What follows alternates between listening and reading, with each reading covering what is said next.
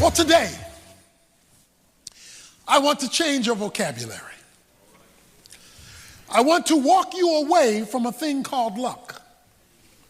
And I'm going to give you a new word. For some, perhaps it's a new word, but it's the right word. The word I want to talk to you about from the life of Joseph is a word pronounced providence. You've heard it, Providence, Rhode Island. They came up with the word Providence for Rhode Island off of this word.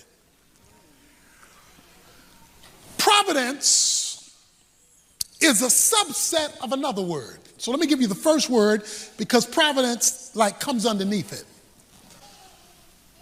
The second most important thing you need to know in your Christian experience, the first thing you need to know in your Christian experience is the gospel. You need to know how to come to faith in Jesus Christ for your eternal destiny, for your salvation. That's the most important thing to know. But the second thing you need to know is about God's sovereignty. Sovereignty. 1 Timothy chapter 6, verse 15 says that God is sovereign. That is, he is the absolute ruler, controller, and sustainer of his creation. That's sovereignty. It's the ultimate ruler, the person who has the last say so. And here it is, nothing sits outside of God's sovereignty. There are no events over which he does not rule. There are no things. If it is created, he runs it. That's sovereignty, the ultimate ruler over all of his creation. Underneath sovereignty is a word that couples with it, and that's the word providence. Providence is the way God arranges things to achieve his sovereign purposes. Sovereignty is his rulership. Providence is how he hooks things up, integrates things, connects things, detaches things, arranges things in order to wind up at the sovereign goal to which he is moving. So providence is the arrangement that facilitates sovereignty. The Bible is clear that our God is sovereign and that he does all things, Ephesians 1 verse 11, after the counsel of his own will. That his purposes can never be thwarted. The scripture is clear that he is ruler over all. He's sovereign. Now here it is. You cannot simultaneously have sovereignty and luck. The two can never coexist because luck is random events that occur that shape things. But if you have a sovereign God who controls everything, you can't have random events that shape anything. So you can't have sovereignty and luck. You can't have both. And the way God works out what you and I might call luck is through providence.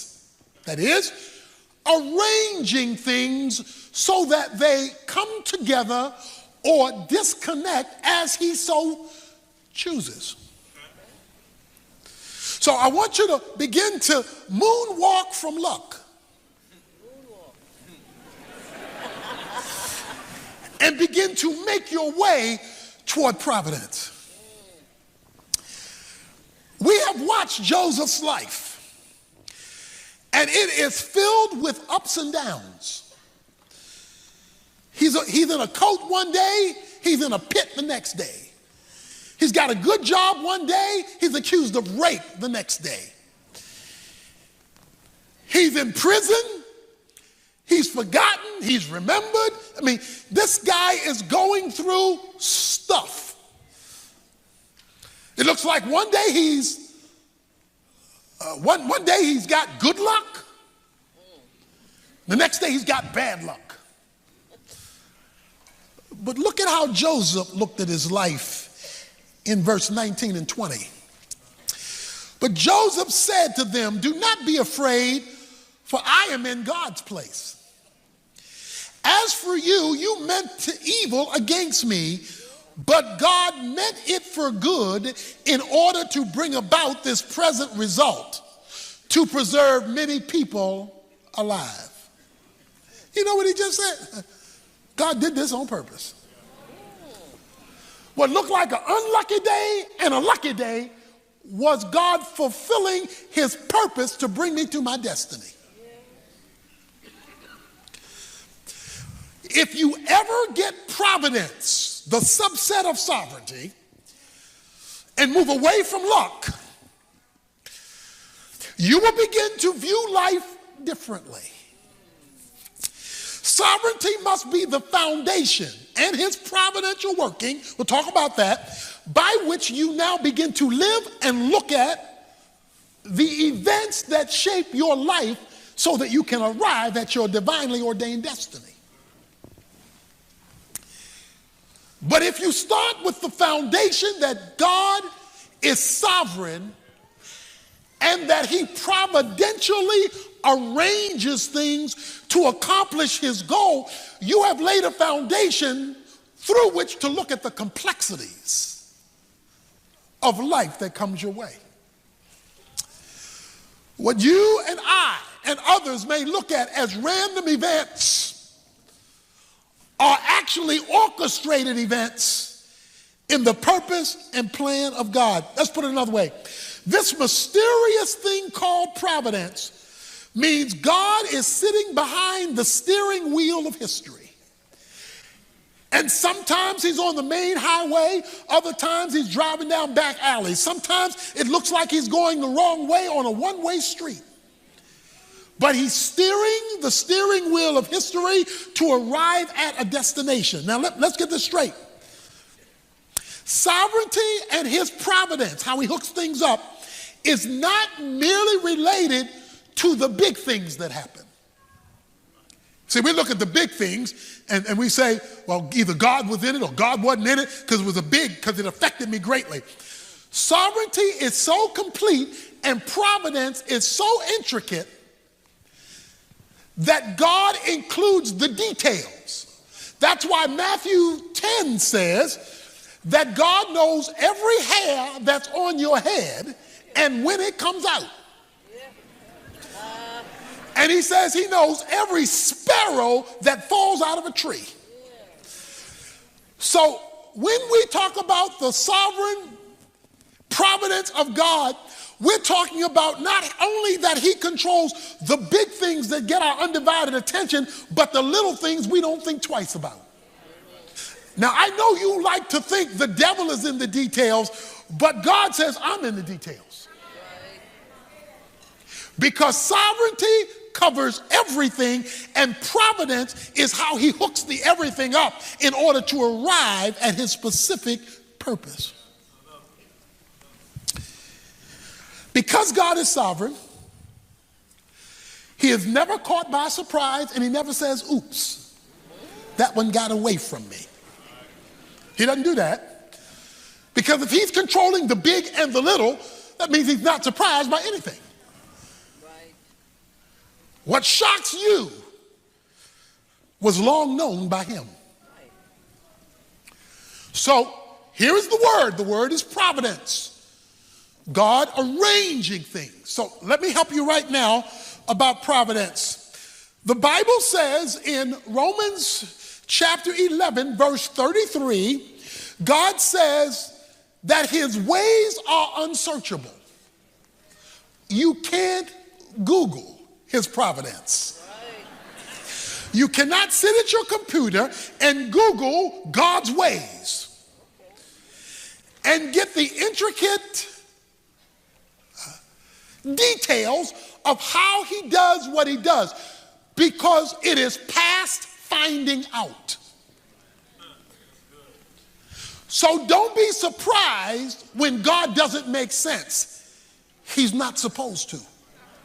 Because his ways are not our ways, and his thoughts are not our thoughts, and they're not even close. As high as the heavens are above the earth, Isaiah 55 says, so is the gap between God's thinking and our thinking, God's ways and our ways, and you cannot He is the unfigure-outable God.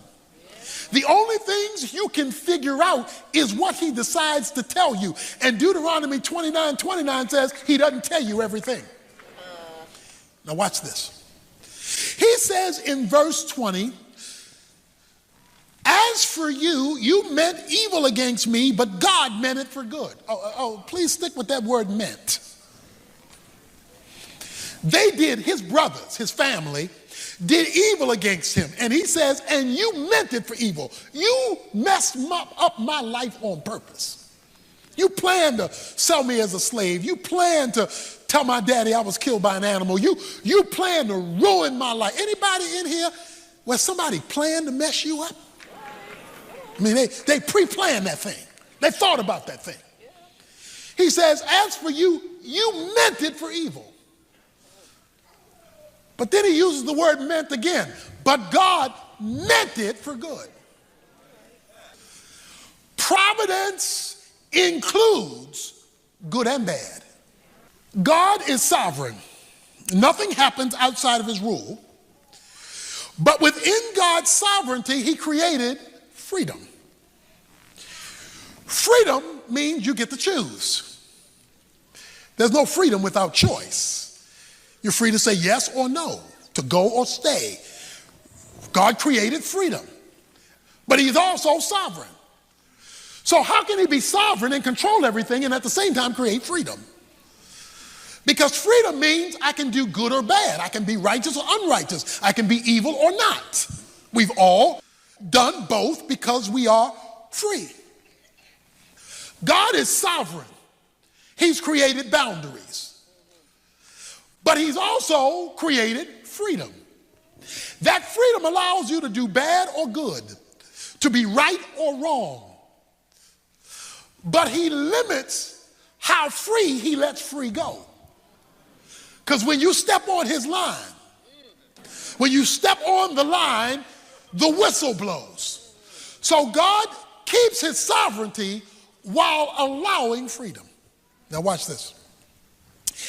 Because God is sovereign in his providential connecting of things, he either causes all things that happen or allows them to happen if he didn't cause it. God cannot sin. God cannot endorse sin. But what he will do is use it. He cannot do evil, but he will use evil to accomplish his purposes.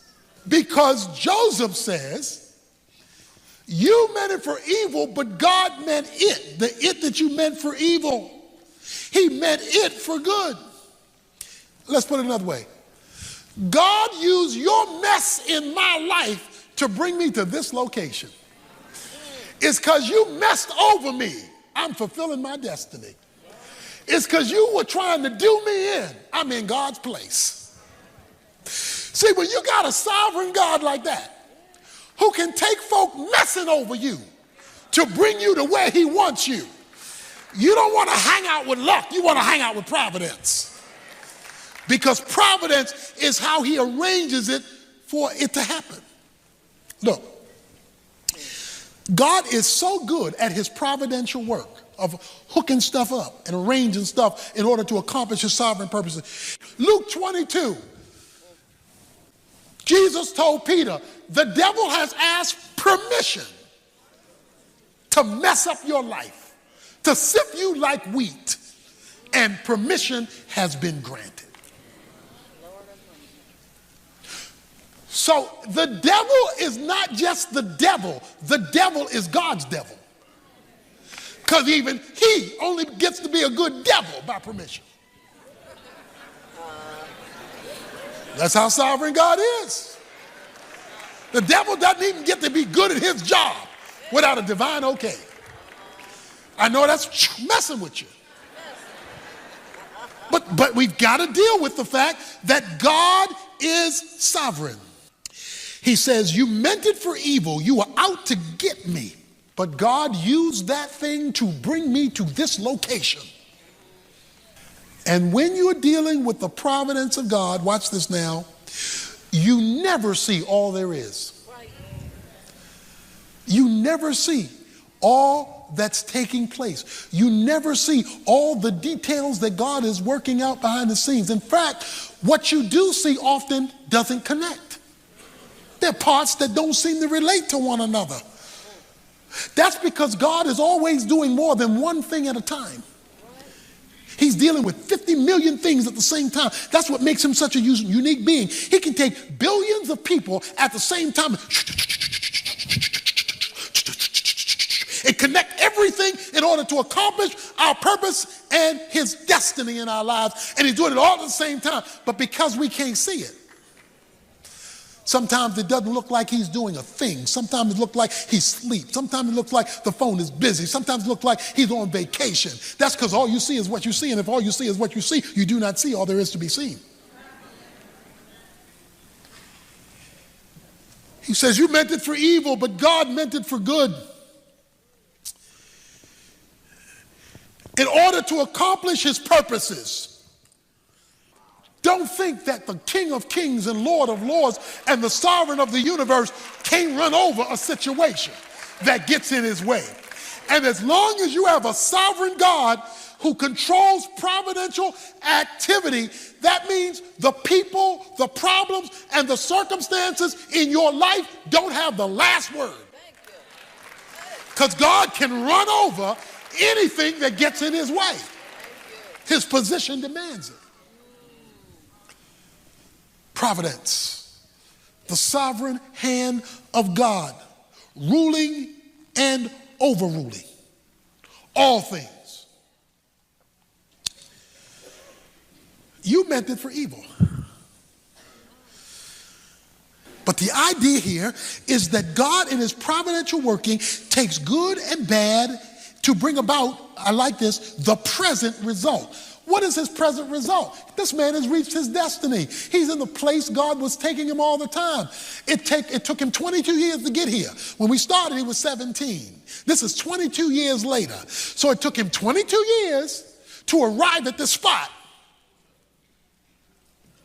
Because we don't arrive at our destiny overnight. Very few people arrive there. It depends on what God's purposes are and whether we're cooperating or contradicting those purposes. Whether we're walking with him or walking against him, which can affect the delay or the development of our destiny. Our goal through this series is for everybody to end your life having reached your destiny. Even if it meant evil had to be used to get you there. Now, I know some of you are thinking, well, what if you're the one that did the evil? That's another sermon for another day. But God never endorses it, but he does use it. Here's the goal of God's providence. You know the scripture well. Romans 8:28. All things work together for good to them who love God and who are called according to his purposes. All things work together for good to those who love God and are called according to his purposes. God's goal in our destiny is always his glory and our good. God is the master weaver. And things are rarely as they appear. You have to know that. There's a statement in this story. I love this statement. Jacob, Joseph's father, he says this. He thinks Joseph is dead. Benjamin, his son, is being held hostage by Joseph, for those who've read the story. They're getting ready to lose Simeon. They're hungry because there's a famine in the land. And Jacob did like many of us when everything is going wrong. He threw up his hands and said, all these things are against me. You ever felt like that? Nothing's right. Everything's wrong. And what's broke gets broker. Just everything is just wrong. He says, all these things are against me. Little did he know. Joseph was fine. Prince in Egypt. Benjamin was fine. Joseph taking care of him. Simeon was going to be fine, and they were all getting ready to go up to Egypt to eat. Because you never see all that God is doing when you're looking at it.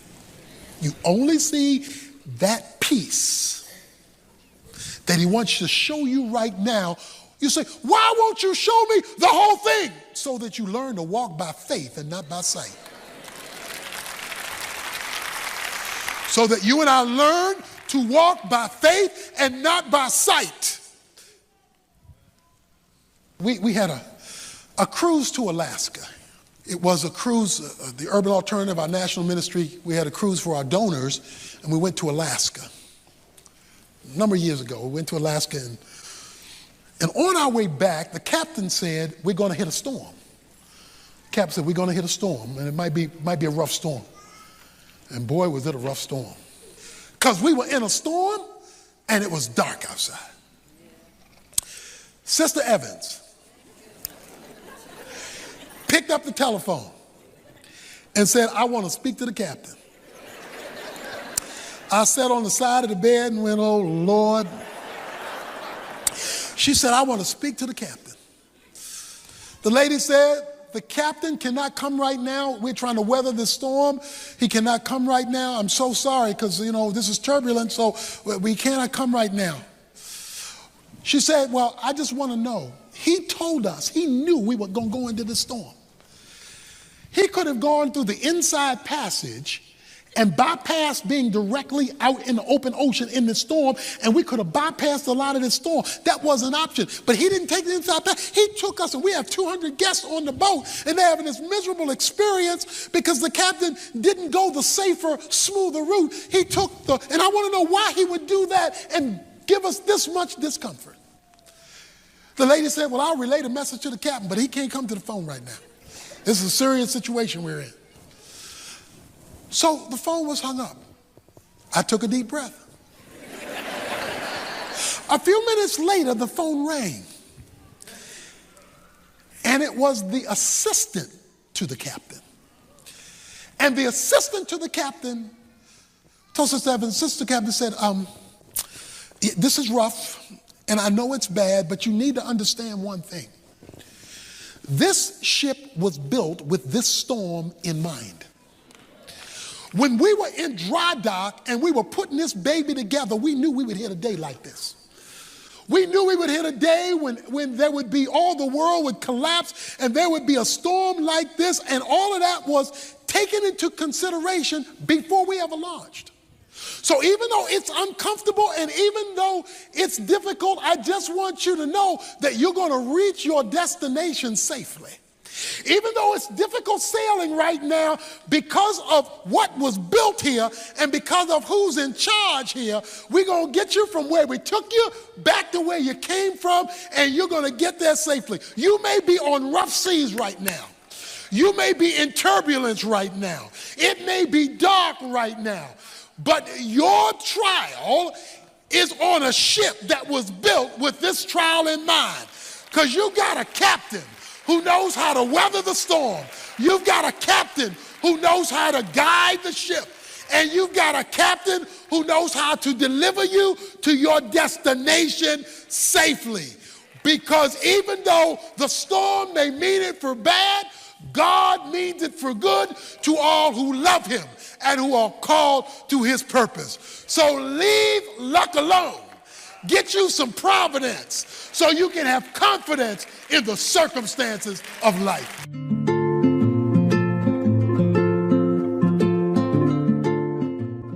I know it feels like luck, but the biblical word is providence.